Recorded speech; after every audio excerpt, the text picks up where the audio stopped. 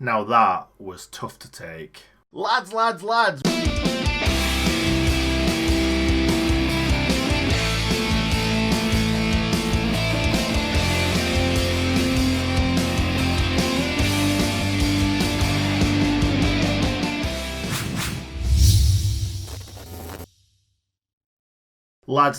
welcome to another match reaction. We've just gone and lost 2-1 to Leicester City at home.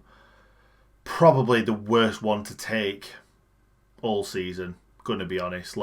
Fair enough, Leicester are one of the best teams we've faced this season. Well, there's a lot of good teams that we've faced. Man City, Liverpool, Arsenal, Chelsea, everyone. We've seemed to have had a lot of tough games early on, but we've also had some very, very winnable games. I wouldn't say this was a winnable game, to be perfectly honest. We didn't have many chances. Ollie Burke got put through quite early on in the game, kind of lost balance.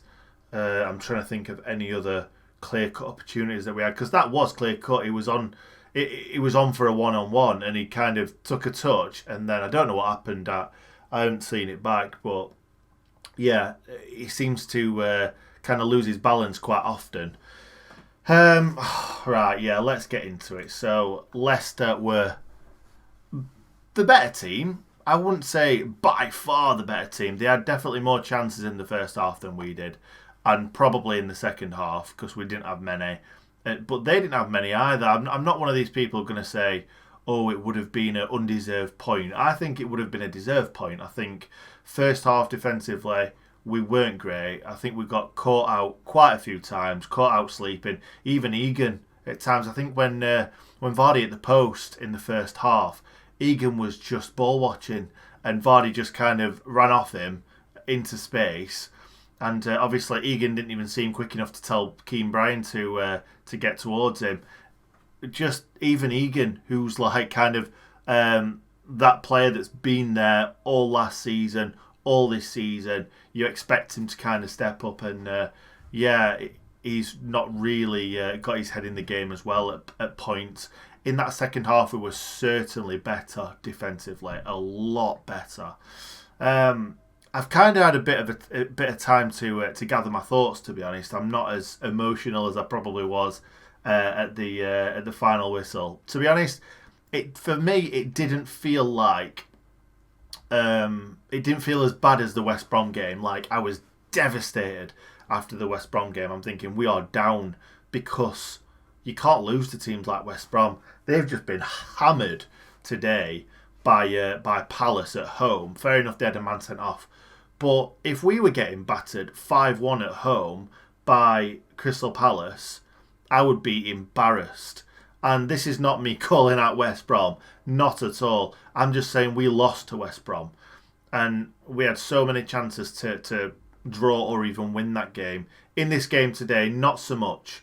It was a devastating end to the game, and obviously it being Jamie Vardy. But, yeah, we had one of them last season against Wolves. I can't really remember us letting in too many late goals last season that ended up making us lose points.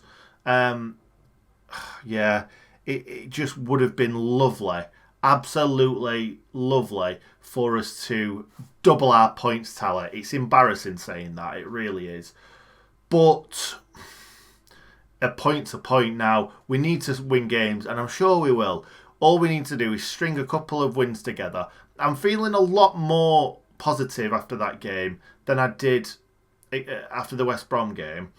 But we need to string these wins together. I think we will do it at some point, and that will get us out of this mire. West Brom, they're all within touching distance. Well, they're not, but they're within 2 wins, and I know that's a lot of wins to say that we haven't won a game all season.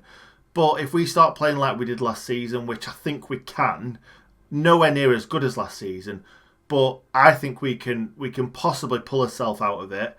But it's going to be very, very difficult, and we're going to have a storming second half of that season, because look what happened to Watford when Nigel Pearson came in. They were rock bottom. They were dead and buried. They got themselves out of it. Fair enough, they dropped back in, but we can get ourselves out of this. but we're going to have to win some games. We're going to have to keep some clean sheets. And today, no, we could have conceded 3 or 4 goals today. They hit the post twice in that first half. They obviously scored 2.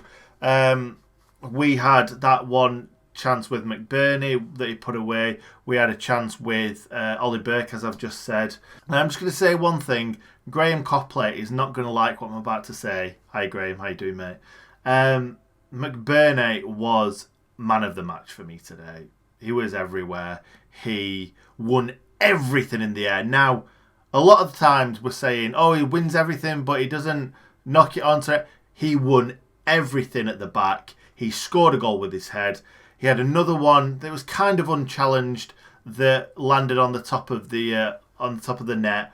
But you can't expect McBurney to put the ball in the back of the net every time he gets his head on a ball. When the ball came in for the second one in the second half, where it just landed on the roof of the net, he kind of got up for it a little bit too early, and I think it dropped on his head just as he was kind of coming down.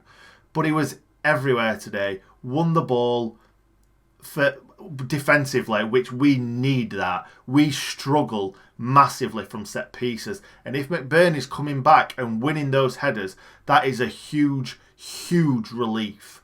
Which I don't think like the West Brom game. They dominated us in the air, and McBurney wasn't really that there to be seen for that game, but he was excellent today everywhere. Fair play to McBurney. A lot of people have got on his back, but today you've got to say McBurney was brilliant. Man of the match for me, 100%. I also thought Ollie Burke did really well, running the channels well, trying to bully their defence. He's just so quick, and sometimes I feel like he's too quick for his own legs because of like kind of his balance and getting his feet sorted. I don't think he's the greatest player. His link-up play is not the best, but he really, really scares the life out of defenders, and it's great to have someone like that in the team. I would carry on with McBurney and Burke. Hopefully they can put a little bit of a partnership together. I know we've bought Brewster for a lot of money, and yeah, I would have probably brought on Brewster a little bit earlier today because Ollie Burke looked like he was blowing, because I think he brought him on like the 80th minute or something like that. He was definitely blowing, so he needed to come off. And obviously, old Brewster nearly chipped the keeper from quite far out. And at the time, I'm like, fair play, that was close, that. But then you kind of look at it and think, if you'd have held that ball up, I think he was kind of, him and the defender were the last 2 men. If he'd have held it up and waited for a midfielder or a striker to kind of get up to speed and then played him in, might have been better. We'll quickly go through the team. Ramsdale was a little bit dodgy again, I'm going to be honest. I know there's a lot of people out there that are really, really kind of like banging the drum for Ramsdale, but he drops catches which are quite easy like the one where he had to throw his body at it. That were an easy catch. He was just catching it above a striker, an attacker's head, and he dropped it and nearly conceded. There was one that was crossed along the floor, which was just an easy, just take it there. No one around him. He dropped that one. I don't think the defence really gives him confidence, but also I don't think he gives the defence confidence, if you like. So it's a bit of both, really. I think both the defence and the keeper are dodgy at times. I'm going to be honest.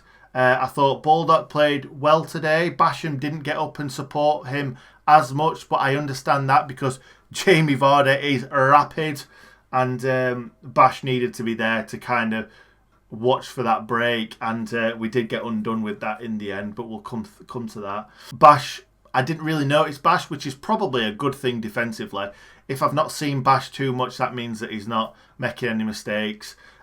Egan, he was a rock as usual, but like I said earlier, he does take his eye off the ball sometimes. Same with Keane Bryan, their goal.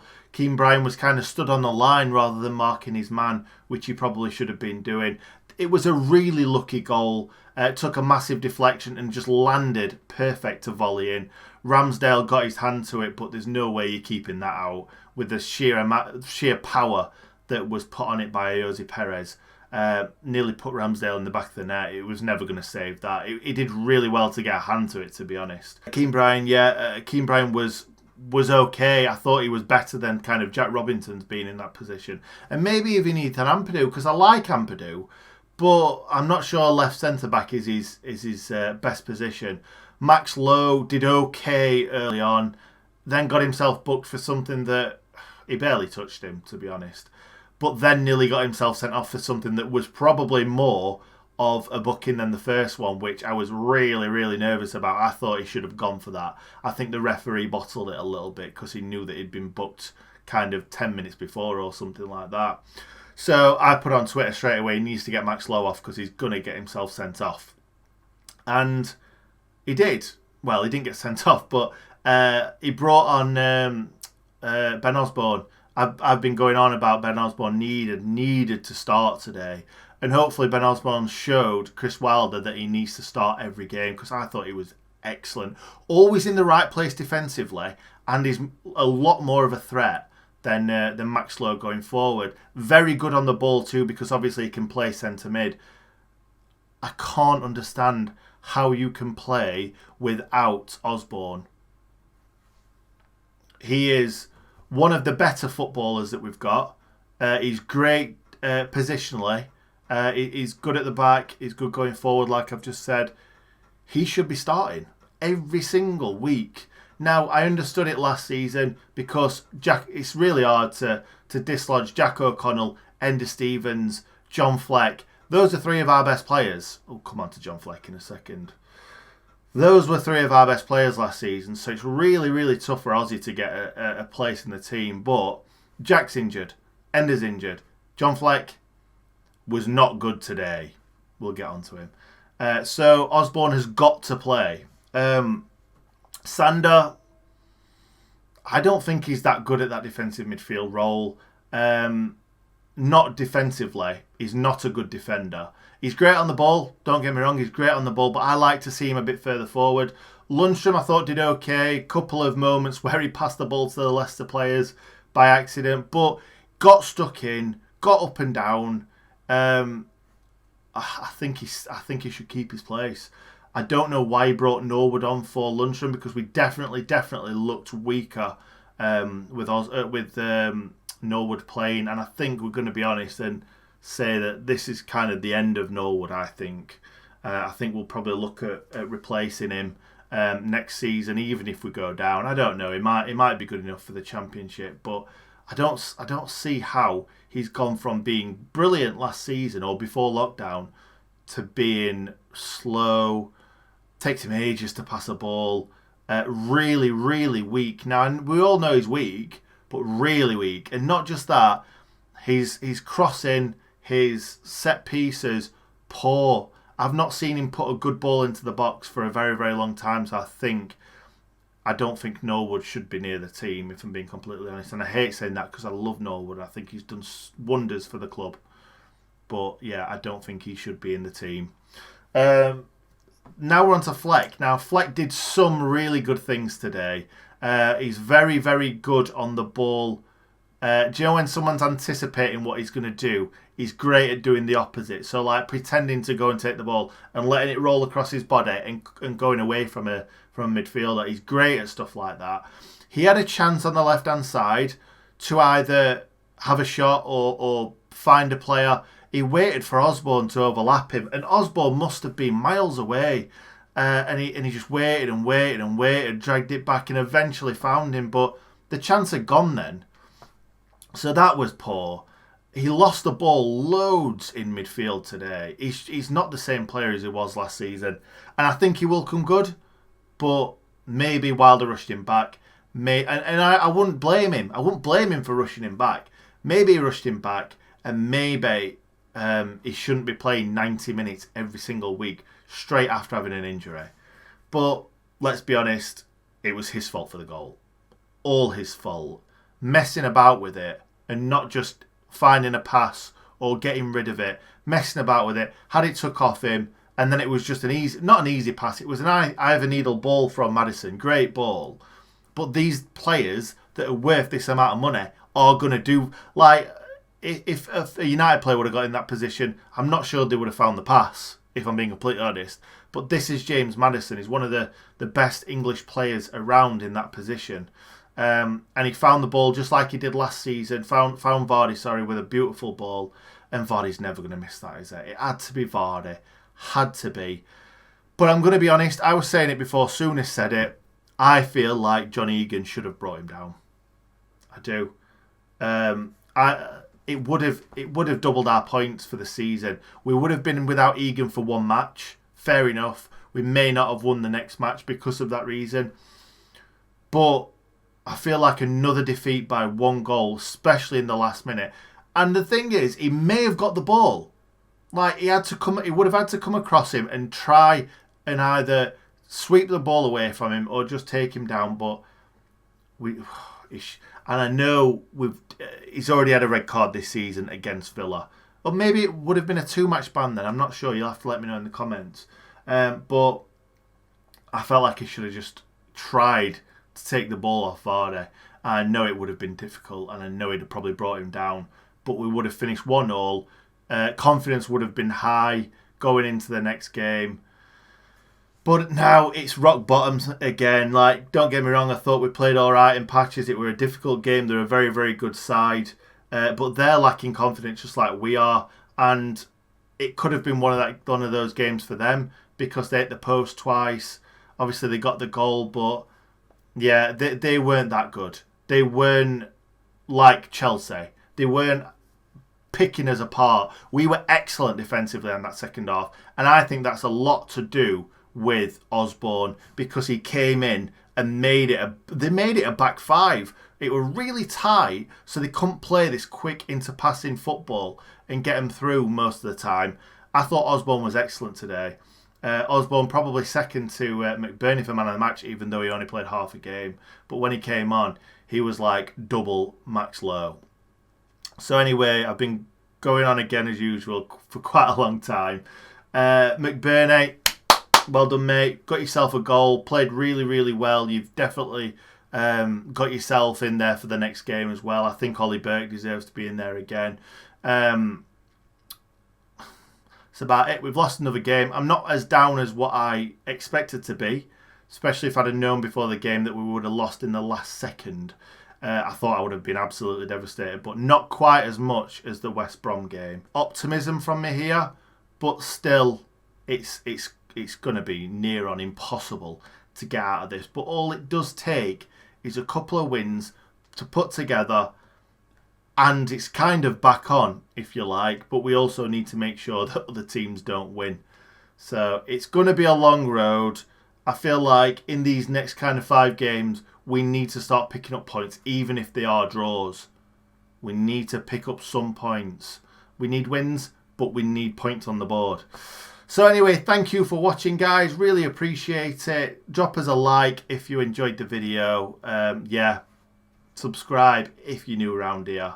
And stay in good nick. Look at that ping from Norwood. Makes other teams look no good. Yeah. We've got a team full of leaders. Alan Hill, Chris Wilder taught us. Right. Yeah, there was us on the tour bus. Yeah. Look how many goals Billy scored us. It's beautiful downtown Bromley Lane. We are the boys from Shore.